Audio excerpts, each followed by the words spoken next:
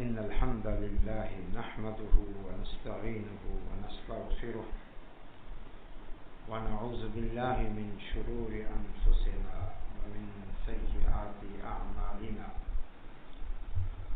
من يهده الله فلا مضل له ومن يضلله فلا هادي له وأشهد أن لا إله إلا الله وحده لا شريك له وأشهد أن محمدا عبده ورسوله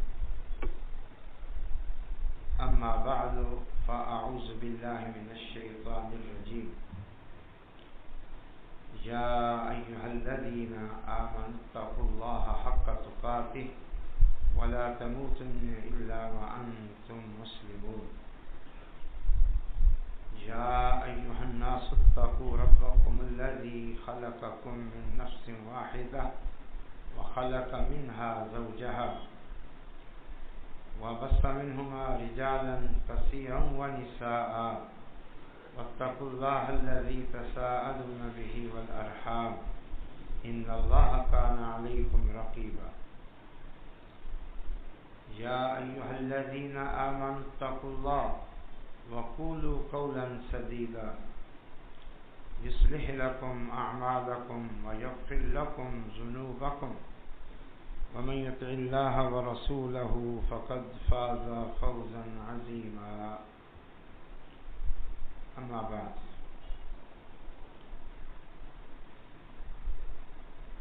برادران اسلام امت مسلمہ ماہ رمضان المبارک کے اختتام کی طرف رواں دواں ہیں. چند دن باقی ہیں.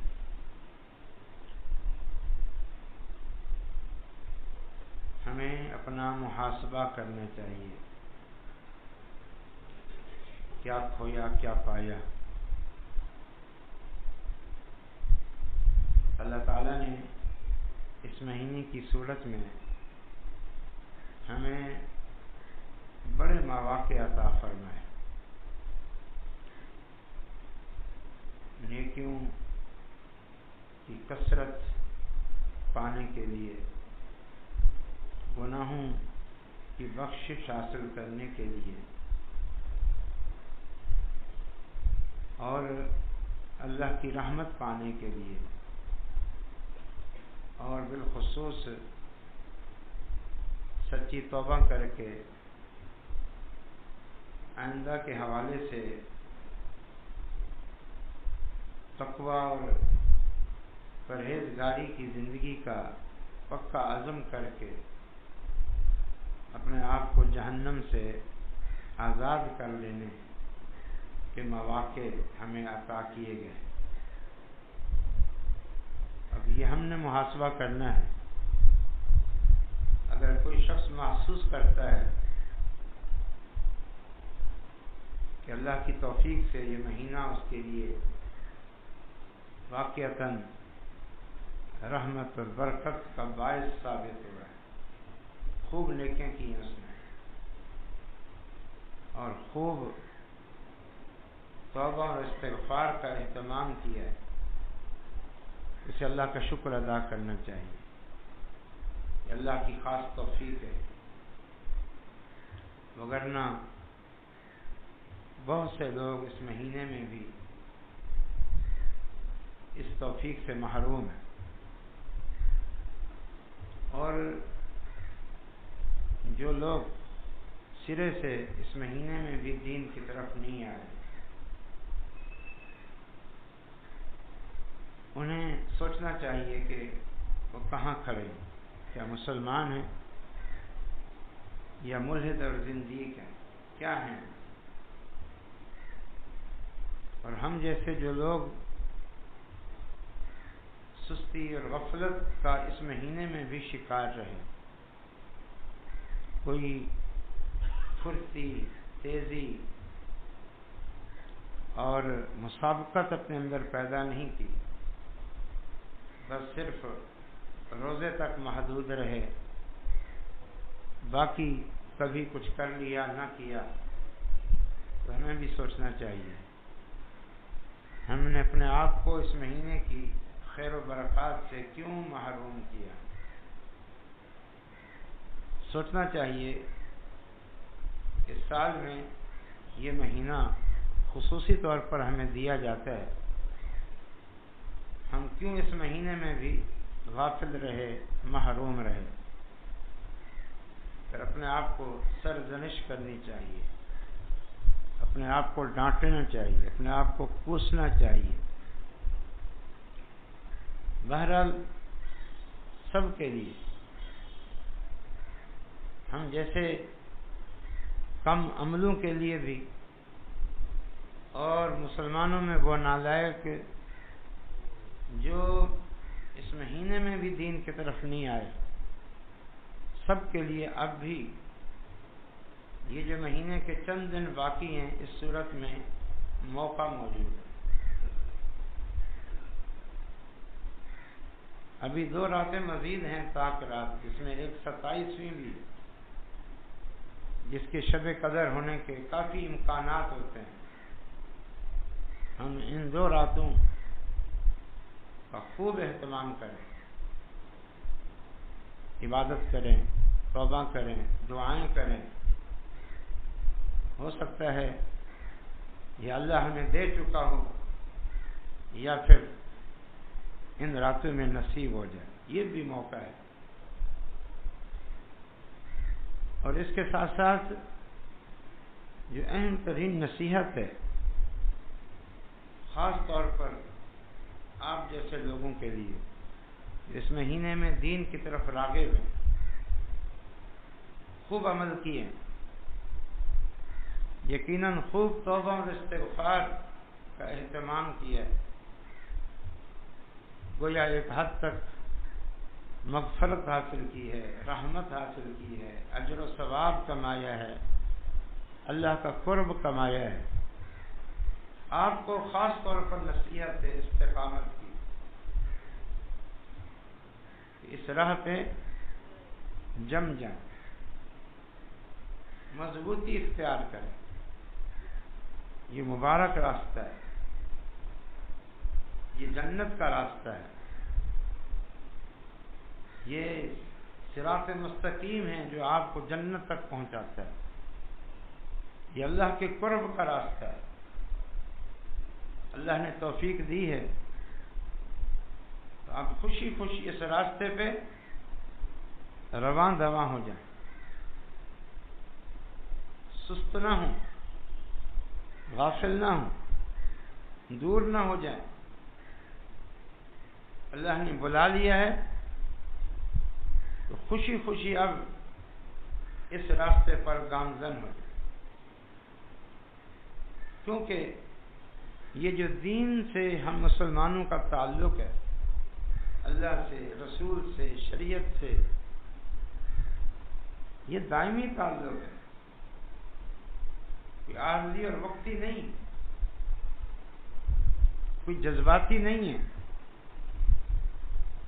بلکہ دائمی تعلق ہے، زندگی بھر کا تعلق ہے، ہر لمحے ہر گھڑی کا تعلق ہے۔ ماہ رمضان ختم ہو جائے گا لیکن مومن کا عمل ختم نہیں ہوتا۔ یہ ماہ رمضان تو اس عمل میں مضبوطی کا باعث ہے، اللہ کے قرب کے حصول کا باعث ہے، نہ یہ کہ ماہ رمضان کے ختم ہوتے ہی ہمارے عمل ختم ہو جائے، ہمارا مسجدوں سے تعلق ختم ہو جائے، قرآن سے تعلق ختم ہو جائے۔ ایسا نہیں ہونا چاہیے۔ ماہ رمضان ختم ہو جائے گا لیکن مومن کا عمل کبھی ختم نہیں ہوگا۔ نبی صلی اللہ علیہ وسلم نے فرمایا مومن کی مثال کھجور کے درخت کی ہے، جس کی جڑیں مضبوط ہوتی ہیں، زمین میں پھیلی ہوئی ہوتی ہیں، مضبوط، اور اس کی شاخیں بہت اونچی ہوتی ہیں، اور وہ ہمیشہ پھل دیتا ہے۔ مومن مضبوط ہوتا ہے، مضبوط پائیدار ہوتا ہے اور ہمیشہ پھل دیتا ہے، وہ کیسا ہی موسم کیوں نہ ہو۔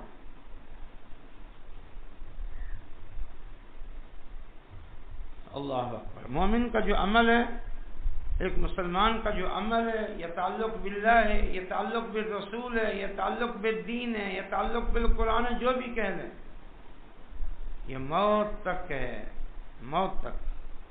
کلمہ پڑھ لیا تو اب موت تک دین پر عمل کرنے کا عزم کر دیں۔ کاش ہم لوگ اس نقطے کو سمجھ جائیں۔ اللہ تعالیٰ ارشاد فرماتا ہے وَاعْبُدْ رَبَّكَ حَتَّى يَأْتِيَكَ الْيَقِينُ۔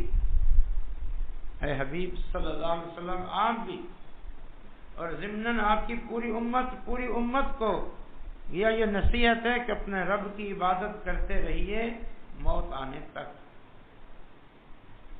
یہ عبادت موت آنے تک ہے۔ کچھ مواقع آتے ہیں اس میں بندہ کثرت عمل کا اہتمام کرتا ہے، تھوڑی تیزی دکھاتا ہے، وہ ایک الگ پہلو ہے، لیکن اللہ کی عبادت سے تعلق ہے، یہ دائمی تعلق ہے، یہ عارضی نہیں ہے، وقتی نہیں ہے۔ عیسیٰ علیہ السلام نے کہا تھا جب ابھی ماں کی گود میں تھے، جب اللہ نے ان کو قوت گویائی دی تھی، اس وقت ان کی جو کلام تھی اس کا ایک حصہ یہ بھی ہے وَأَوْصَانِي بِالصَّلَاةِ وَالزَّكَاةِ مَا دُمْتُ حَيًّا۔ مجھے میرے اللہ نے یہ وصیت کی ہے، یہ تلقین کی ہے کہ نماز پڑھوں، زکوٰۃ دوں، ما دمت حیا، جب تک زندہ رہوں۔ یہ زندگی بھر کا ساتھ ہے۔ اللہ اکبر۔ قرآن کا ساتھ، نماز کا ساتھ، مسجد کا ساتھ، بلکہ کہوں تو بے جانی اللہ کا ساتھ۔ کیا یہ عارضی ہوتا ہے؟ یہ وقتی ہوتا ہے؟ بندہ بھلا دیتا ہے؟ بندہ تو اس تعلق کو اور مضبوط کرتا ہے، پختہ کرتا ہے، اس کو پائیدار بناتا ہے، خوبصورت بناتا ہے، بہتر سے بہتر بناتا ہے۔ اور ہم یہ سوچیں کہ بس رمضان کی محنت ہے، اس کے بعد آزاد ہو جائیں گے، اور رمضان ہوتے ہی فجر کی نماز، پہلی فجر کی نماز ضائع اور غائب۔ ایسا نہیں ہونا چاہیے۔ ایک اور آیت سنیں، بڑی معروف آیت ہے، یا ایھا الذین آمنوا اتقوا اللہ حق تقاتہ ولا تموتن الا وانتم مسلمون۔ اے ایمان والو، اللہ سے ڈرو جتنا اس سے ڈرنے کا حق ہے، نہ تم مرنا مگر مسلمان ہو کر۔ یہ تعلق موت تک ہے۔ موت اس عمل پہ آنی چاہیے، تعلق باللہ پہ آنی چاہیے، دین کے ساتھ مضبوط رشتے پر آنی چاہیے، خاتمہ ایمان پہ ہونا چاہیے۔ یہ فکر کرو اور اپنی جو محنت کی ہے اس کی حفاظت کرو، ضائع نہ کرو، گناہوں میں پڑ کے، فسق و فجور میں پڑ کے، فرائض واجبات کو چھوڑ کے اپنی محنت کو ضائع نہ کرو۔ نبی صلی اللہ علیہ وسلم نے ایسے لوگوں کی مثال ایک جاہل اور بے وقوف عورت کے ساتھ دی، جو دن بھر چرخہ کاٹتی ہے، چرخہ، اور روئی سے دھاگے بناتی، بے عقل ہے، اور جب شام ہوتی ہے پھر اپنی اس سارے کاٹے ہوئے روئی کو، ان دھاگوں کو بکھیر کے رکھ دیتی۔ یہ قرآن میں ہے۔ اللہ تعالیٰ فرماتا ہے ایسے مت بنو بے وقوف،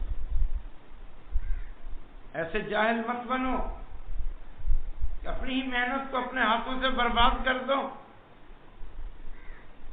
اپنی ہی محنت کو اپنے ہاتھوں سے برباد کون کرتا ہے؟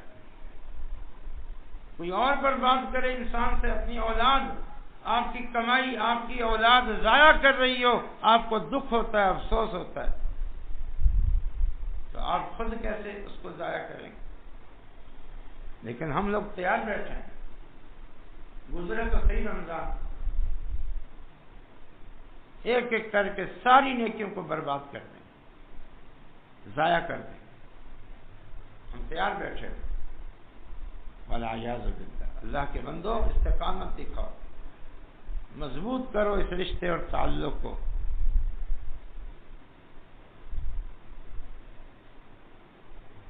چند حقائق میں آپ کو بتاتا ہوں، ان کو ہمیشہ ذہن نشین کریں۔ یہ حقیقتیں ہیں، ہم مانیں نہ مانیں، ہم ان پر قائم ہوں یا نہ ہوں، یہ حقیقتیں ہیں جنہوں نے ہو کے رہنا ہے، جو فی الواقع وقوع پذیر ہوں گی۔ نمبر 1، ہمارا مقصد تخلیق، مقصد حیات، مقصد تخلیق کے انس و جن اللہ کی بندگی اور عبادت، یہ ایک حقیقت مسلمہ جو اللہ نے ہمیں بتایا، اپنے رسول کے ذریعے بتایا۔ وما خلقت الجن والانس الا ليعبدون، اللہ تعالیٰ فرماتے ہیں میں نے انسانوں اور جنوں کو نہیں پیدا کیا مگر اس لیے کہ میری بندگی کریں۔ اس میں عبادت بھی ہے اور اس میں جمیع معاملات میں اطاعت بھی۔ یہ مقصد تخلیق کائنات ہے، مقصد تخلیق جن و انس سے۔ یہ کوئی ہوائی بات نہیں ہے، سنی سنائی بات نہیں ہے، مولویوں کی اپنی بنائی ہوئی باتیں نہیں ہیں، قرآن ہے قرآن۔ وما خلقت الجن والانس الا ليعبدون، یہ حقیقت ہے، اسے ہمیشہ اپنے ذہنوں میں مستحضر رکھنا، ہمیشہ سامنے رکھنا، یاد دہانی کے طور پر ہمیشہ سامنے رکھنا، اور پھر اپنا محاسبہ کریں، ہماری تخلیق کا مقصد کیا ہے اور ہم کہاں کھڑے ہیں۔ عام مسلمانوں کا طرز عمل، مسلم معاشرے کو دیکھیں، عام انسانوں کو نہیں، مسلم معاشرے کو، تھوڑا سا باہر چلے جائیں،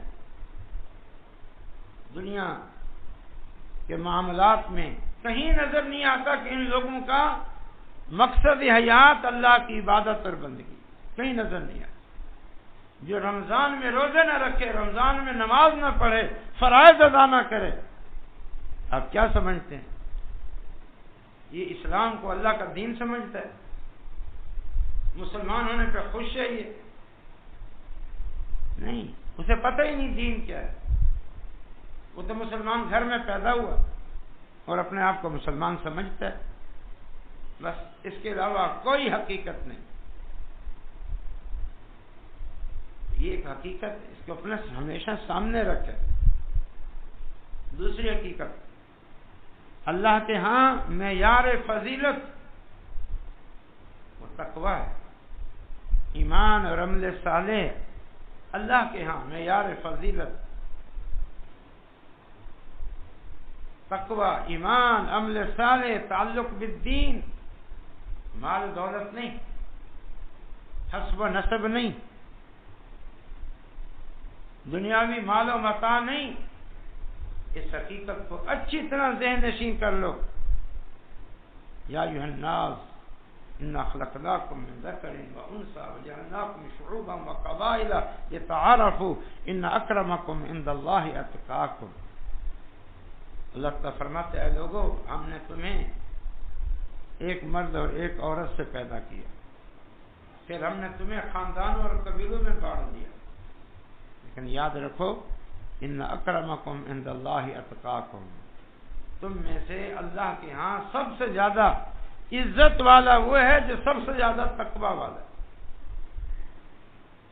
یعنی تقوی اللہ کے ہاں معیار عزت و فضیلت ہے، اور کوئی چیز نہیں ہے۔ یہ ایک حقیقت ہے، اس کو ذہن نشین کر لو۔ اللہ کے ہاں معیار عزت و فضیلت ایمان، عمل صالح اور تقوی، اور کوئی چیز نہیں۔ نبی صلی اللہ علیہ وسلم نے فرمایا، لوگو ان اللہ لا ينظر الى صورکم ولا الى اموالکم ولكن ينظر الى قلوبکم الى اعمالکم وقلوبکم۔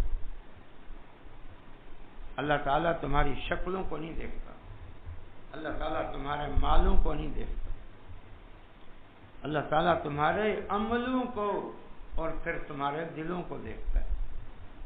خالی عملوں کو بھی نہیں، عمل کے پیچھے دل میں کیا ہے، اخلاص، جذبہ، شوق ہے یا ایسی دیکھا دیکھی کا عمل ہے، دکھلاوے کا عمل۔ یہ آیت ان اکرمکم عند اللہ اتقاکم، اور یہ حدیث اللہ تعالیٰ تمہاری شکلوں اور مالوں کو نہیں دیکھتا بلکہ تمہارے عملوں اور دلوں کو دیکھتا ہے۔ صحیح مسلم کی حدیث۔ تو اللہ کے یہاں معیار فضیلت یہ ہے، اللہ کے یہاں عزت چاہیے، اللہ کا قرب چاہیے، اللہ کی محبتیں چاہیے، تو پھر ایمان اور عمل صالح پہ قائم ہو جائیں، تقوی اور پرہیزگاری پہ قائم ہو جائیں، یہ اللہ کے یہاں معیار فضیلت۔ تیسری حقیقت، یہ جو آخرت ہے، جو موت سے شروع ہوتی ہے، موت سے شروع ہوتی ہے آخرت کا سفر، عالم برزخ، قبر، حشر، یہ جو سفر آخرت ہے، یہ سفر آخرت کا زاد راہ، مال و متاع، وہ درہم و دینار نہیں ہے، مال و دولت نہیں ہے، بلکہ ایمان اور عمل صالح ہے، تقوی اور پرہیزگاری۔ ہم سب نے آخر سفر آخرت پہ چلنا ہے، جانا ہے، موت سے ہم کنار ہونا ہے، قبر میں پہنچنا ہے، برزخی زندگی ملنی ہے، پھر قیامت قائم ہونی ہے، حشر میں جمع ہونا ہے۔ یہ جو سفر آخرت ہے بڑا طویل، بڑا کٹھن، بڑا طویل، بڑا کٹھن۔ یہ سفر آخرت کا زاد راہ وہ ایمان، عمل صالح اور تقوی ہے، یاد رکھو۔ یہ دنیا کا مال و متاع نہیں، دنیا کا حسب و نسب نہیں، دنیا کے عہدے نہیں، یہ ساری چیزیں پیچھے رہ جائیں گی۔ اب قبر میں معاملہ آپ کے اعمال کے مطابق، میدان حشر میں معاملہ آپ کے اعمال کے مطابق ہے۔ آپ سینکڑوں نصوص سنتے رہتے ہیں، ہمیشہ خطبات سنتے رہتے ہیں، ان حقائق کو بیان کیا جاتا ہے۔ اب ذرا اپنے آپ سے پوچھیں، یہ علم، یہ معرفت کے موتی، یہ حقائق، یہ جو آپ کے سامنے بیان ہوتے ہیں، آپ ان پہ یقین رکھتے ہیں یا سنی انسنی کر دیتے؟ اور اگر یقین کرتے ہیں تو اپنا محاسبہ کرتے ہیں کہ جب مقصد ہے تخلیق، اللہ کی عبادت ہے، میں کہاں کھڑا ہوں؟ جب اللہ کا قرب اور اللہ کی عزت ایمان اور عمل صالح کی بنیاد پر ہے تو میں کہاں کھڑا ہوں؟ جب سفر آخرت کا زاد راہ ایمان، عمل صالح اور تقوی ہے تو میں کہاں پہ کھڑا ہوں؟ ان باتوں پر غور کیا کرے، اپنا محاسبہ کیا کرے۔ تو سفر آخرت کا زاد راہ وہ ایمان اور عمل صالح ہے، وہ کٹھن ہے، مشکل ہے، طویل سفر ہے، پھر زاد راہ بھی اتنا زیادہ ہونا چاہیے۔ جتنا سفر لمبا ہوتا ہے، کٹھن ہوتا ہے، مشکل ہوتا ہے، پریشانیاں ہیں وہاں، اتنا ہی انسان زاد راہ زیادہ جمع کرتا ہے۔ اور یہاں 60-70 سال کی زندگی ہے، وہ بھی پتہ نہیں ہے، وہ بھی پتہ نہیں ہے کہ کب موت آئے گی، 60-70 سال ملیں گے یا نہیں ملیں گے۔ اس کے لیے سمان 100 برس کا پل بھر کی خبر نہیں، پل کی خبر نہیں، سمان 100 برس کا۔ اس کے لیے ساری توجہ ہے، ساری محنت ہے، ساری بھاگ دوڑ ہے، اور وہ جو طویل اور کٹھن سفر ہے اس کے لیے کیا محنت ہے۔ ایک قول اکثر آپ کو سناتے ہیں، وہ بات ہے ہی ایسی، ہمیں جھنجھوڑنے کے لیے، ہماری اصلاح کے لیے۔ ابو ہریرہ رضی اللہ عنہ محدث هذه الامہ موت کے وقت زار و قطار ہو رہے، کسی نے پوچھا اتبکی علی فراق الدنیا، کیا دنیا کے فراق پر رو رہے ہو؟ یعنی دنیا چھوڑنے کا غم ہے۔ ظاہر انسان بیوی بچے چھوڑتا ہے، اپنا گھر چھوڑتا ہے، اپنے دوست احباب رشتہ ناتوں کو چھوڑتا ہے، تو کیا آپ کو دنیا چھوڑنے کا غم ہے؟ کہا نہیں، مجھے دنیا چھوڑنے کا غم نہیں،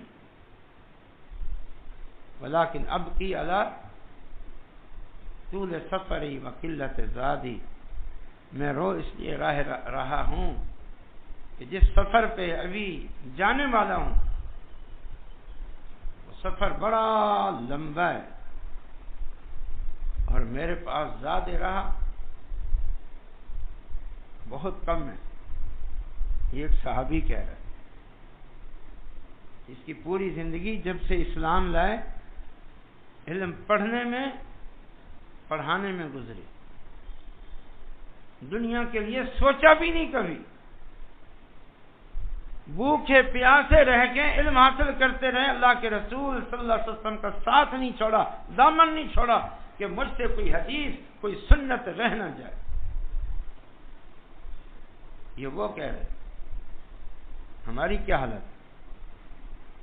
ہمیں سوچنا چاہیے، یہ حقائق ہیں، ان کو مان لو، ان کو تسلیم کر لو، ان کو قبول کر لو، ان کو پر یقین کر لو، اپنا محاسبہ کرو۔ اللہ کچھ آیات سن لیں۔ اللہ تعالیٰ فرماتا ہے المال والبنون زینۃ الحیات الدنیا والباقیات الصالحات خیر عند ربک ثوابا وخیر عملا۔ لوگوں، مال اور اولاد تو صرف دنیا کی زندگی کا حسن ہے، زینت، بس دنیا کی زندگی کا حسن و جمال، خوبصورتی، اس کے علاوہ کچھ نہیں۔ والباقیات الصالحات، عمل صالح جو باقی رہیں گے، جو آئندہ بھی کام آئیں گے، جو باقی رہیں گے، یہ تو فنا ہو جائیں گے، دنیا میں چھوڑ جاؤ گے، عمل صالح جو آپ کے ساتھ جائیں گے، باقی رہیں گے، خیر عند ربک ثوابا وخیر عملا، وہ بہترین چیزیں باعتبار اجر و ثواب کے حصول کے اور باعتبار امیدیں وابستہ کرنے کے۔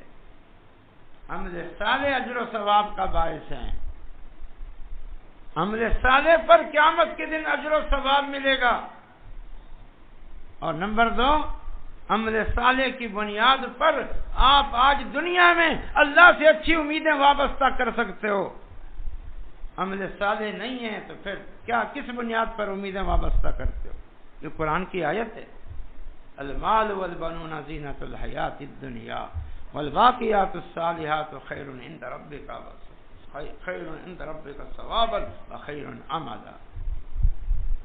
دوسری آیت سن، یوم لا ينفع مال ولا بنون الا من اتى الله بقلب سلیم۔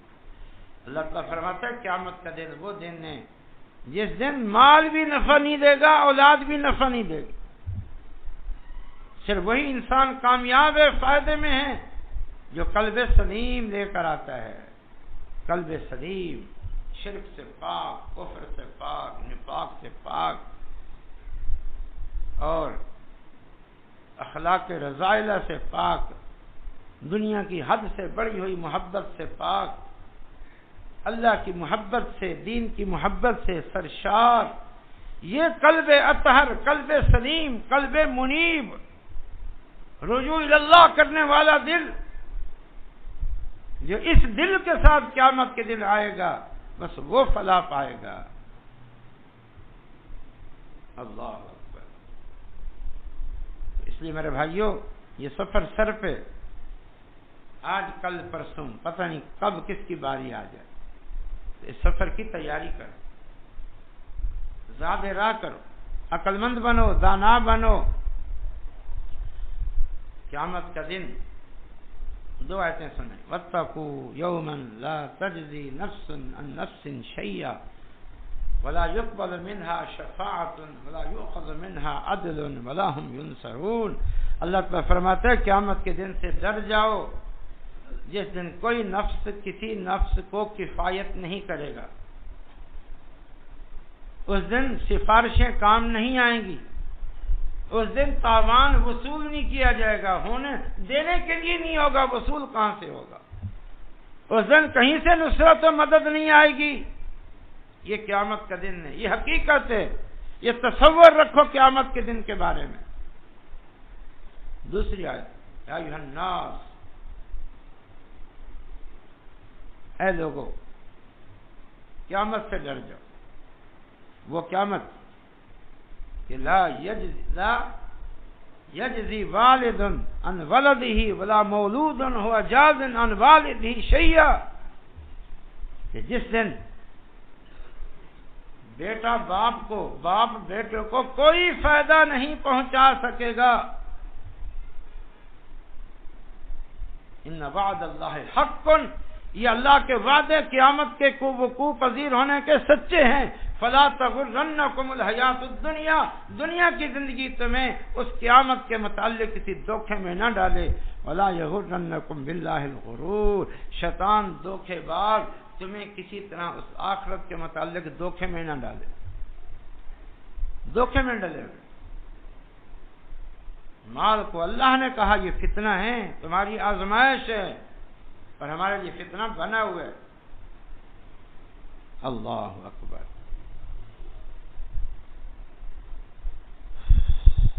میرے بھائیوں، موت سے پہلے تک ہم سب کے پاس موقع ہے توبہ کا. توبہ کر کے اپنے آپ کو گناہوں سے پاک صاف کر کے اور اپنی اصلاح کر کے دین کی راہ پہ چلنے. اس موقع سے فائدہ اٹھا. ایک دفعہ یہ موقع تم نے ضائع کر دیا پھر نہیں ملے. موت کے بعد ایک لمحہ بھی نہیں ملے گا اصلاح کا، عمل کا. موت کے بعد ندامت، شرمندگی، توبہ اللہ کے یہاں قابل قبول ہی نہیں ہے. مارتا رہو ٹکرے. جہنمی جہنم میں آہ بکا کرتے رہیں گے، چیخ و پکار کرتے رہیں گے، اللہ کو آوازیں دیتے رہیں گے، اللہ سے وعدے کرتے رہیں گے، یا اللہ ایک بار موقع، ایک بار موقع، ایک بار موقع. پتہ نہیں کب کتنے عرصے بعد اللہ کی طرف سے جواب آئے گا اور وہ ڈانٹ ہوگی، اکسؤ فیہا ولا تکلمون، ذلیل ہوتے رہو اس آگ میں، مجھ سے بات نہ کرو. یہ الرحم الرحمین ذات کا یہ جواب ہے. اس کا جلال دیکھو، پھر اس کا غضب دیکھو. میرے بھائیو، یہ ایک عظیم حقیقت ہے. ایک بڑی حقیقت بیان کرنے چلا ہوں. جنت اور جہنم کے فیصلے ہونے، جنت اور جہنم کے فیصلے ہونے. فریق فی الجنت و فریق فی السعیر. ایک گروہ جنت میں جائے گا، ایک گروہ جہنم میں جائے گا. جنت اور جہنم کا تصور تو لاؤ. جنت سب سے عظیم ترین نعمتوں، سکون، اطمینان، راحت کی جگہ، اور جہنم سب سے بدترین تکلیف، مصیبت، غم اور دکھ کی جگہ. جنت کی نعمتوں کا آپ تصور نہیں کر سکتے اور جہنم کی تکلیفوں اور عذاب کا بھی تصور نہیں کر سکتے. اور یہ فیصلے ہونے والے ہیں، یہ فیصلے ہونے والے ہیں جنت اور جہنم کے. یہ قبر نبی صلی اللہ علیہ وسلم نے فرمایا جنت کا باغیچہ ہے، یہ جہنم کا گڑھا ہے. یہ ہونے والا ہے، مرتے ہی سامنے آ جائے گا. ہوتے یار اس کے لیے. اللہ اکبر. تو اپنا محاسبہ کریں، سوچیں، غور کریں ہم کہاں کھڑے ہیں. عقل مند بنیں، دانا بنیں. کچھ باتیں دوسرے خطبے میں عید اور صدقۃ الفطر کے بارے میں. اللہ تعالیٰ ہمیں تقویٰ پرہیزگاری پر گامزن کر دے. اللہ ہمیں سچی توبہ کی توفیق عطا فرما دے. اللہ تعالیٰ ہمیں نیکی اور تقویٰ پر قائم کر دے. اقول قولی ھذا وآخر دعوانا الحمد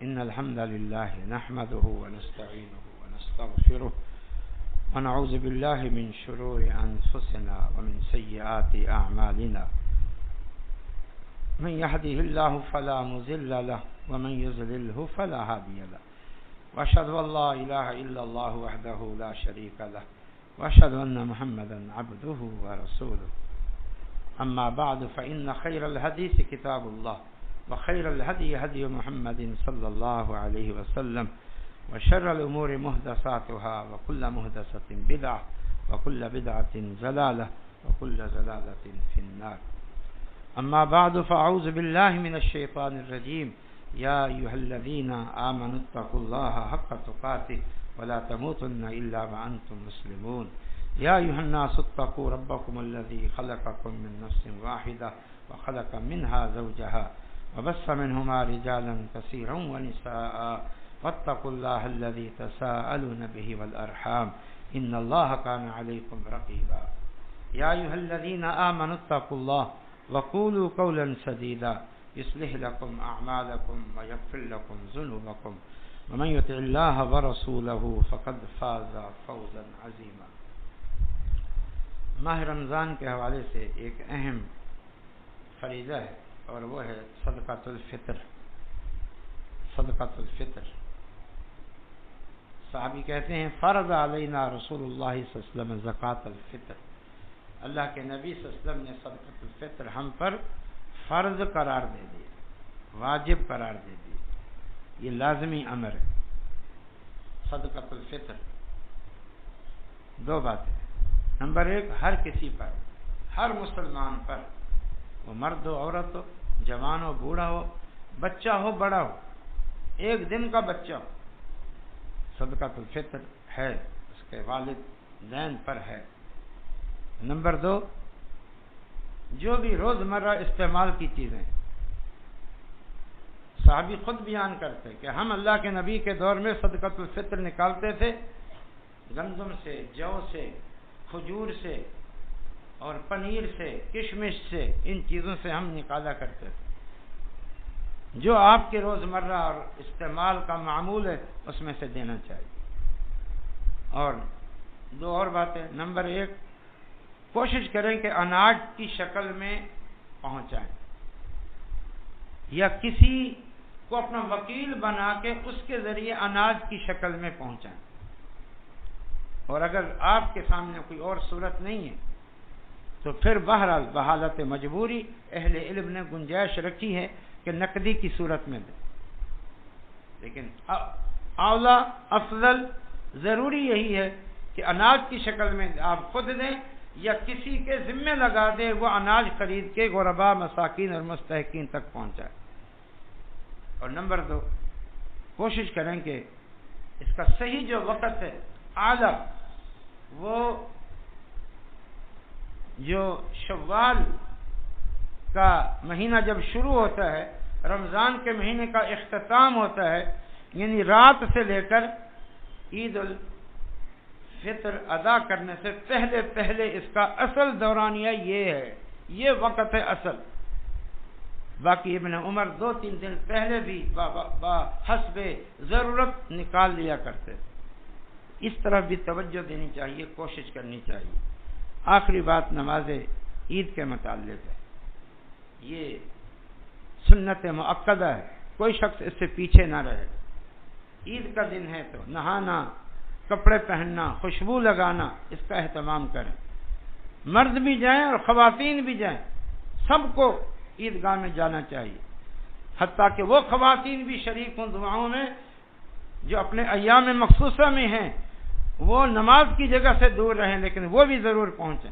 الا یہ کہ کہیں مسجد میں عید ہو رہی ہے حالات کی وجہ سے, پھر وہاں تو ظاہر بات ہے خواتین نہیں جا سکتی. اور کوشش کریں کہ عید کی طرف جانے سے پہلے کچھ کھجوریں کھا کے جائیں, اللہ کے رسول صلی اللہ علیہ وسلم کی سنت ہے. اور جس راستے سے جائیں کوشش کریں کہ واپسی جس حد تک راستہ بدل سکتے ہیں بدل کے آئیں. اور چاند نظر آتے ہی تکبیرات کو شروع کر دیں. اللہ اکبر, اللہ اکبر, لا الہ الا اللہ, اللہ اکبر, اللہ اکبر, وللہ الحمد. یہ تکبیرات کثرت سے اس کا ورد ہونا چاہیے. نماز عید الفطر کھڑی ہونے تک کثرت سے، عیدگاہ میں بھی جب تک نماز کھڑی نہیں ہوتی یہ یعنی تکبیرات کہنی چاہیے۔ اللہ سے دعا اللہ تعالی ہمیں سمجھ اور عمل کی توفیق عطا فرمائے۔ جی اس کی صراحت میرے علم میں نہیں ہے، اللہ اعلم۔ اور ایک اعلان ہے جو مسجد حاضہ کے امام صاحب اور مؤذن صاحب ہیں، ان کا علاقہ ہے شجاباد ضلع ملتان، وہاں ان کے بزرگوں مولانا عبداللطیف ارشد رحمۃ اللہ علیہ نے ایک مدرسے کی بنیاد رکھی۔ ہر سال اس مدرسے کا یہ رمضان کے آخری جمعے میں اعلان ہوتا ہے، اور ان کا اعلان صرف یہیں ہوتا ہے اور کہیں نہیں جاتے۔ یہ 100 سے زائد مقامی بچے بچیاں، تو آپ حضرات بزرگوں کی اس قائم کیے ہوئے ادارے اور آپ کے متعلقین یہ امام صاحب اور مؤذن صاحب ہیں، تو اس بنیاد پر ان چیزوں کو بھی سامنے رکھ کر ویسے بھی دین کی خدمت ہے آج بھرپور تعاون کرے، تاکہ سال بھر کے لیے ان کے لیے بھرپور فنڈ جمع ہو جائیں اور بآسانی یہ دینی ادارے چلتے رہیں۔ اللہ تعالیٰ آپ سب کو جزائے خیر دے۔ ہمارے ادارے معہد الصدفی گلستان جوہر کے نمائندے بھی باہر موجود ہیں، جس نے زکوٰۃ صدقات دینی ہو، رسید کٹوانی ہو تو رابطہ کر لیں۔ بارک اللہ فیکم۔ اللہم صلی علی محمد وعلی آل محمد کما صلیت علی ابراہیم وعلی آل ابراہیم انک حمید مجید۔ اللہم بارک علی محمد وعلی آل محمد کما بارکت علی ابراہیم وعلی آل ابراہیم انک حمید مجید۔ اللہم انصر من نصر دین محمد صلی اللہ علیہ وسلم واجعلنا منہم، واخذل من خذل دین محمد صلی اللہ تعالی علیہ وسلم ولا تجعلنا منہم۔ عباد اللہ رحمکم اللہ، ان اللہ یأمر بالعدل والإحسان وإیتاء ذی القربى وینہی عن الفحشاء والمنکر والبغی یعظکم لعلکم تذکرون۔ اذکروا اللہ یذکرکم وادعوہ یستجب لکم ولذکر اللہ تعالی اعلی اولا تم واہم واکبر۔